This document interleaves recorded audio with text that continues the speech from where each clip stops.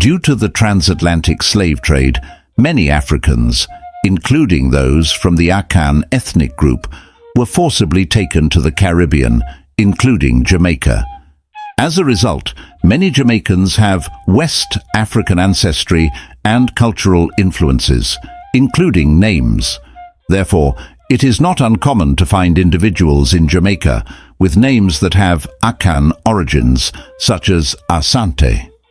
This name is often given to children to honor their African heritage and to keep cultural connections alive across generations. Additionally, some Jamaicans have adopted African names as part of a broader movement to reclaim and celebrate their African roots and identity. The name Asante or Ashanti carries a profound significance, symbolizing a link to a powerful and culturally rich heritage. For Africans in the diaspora,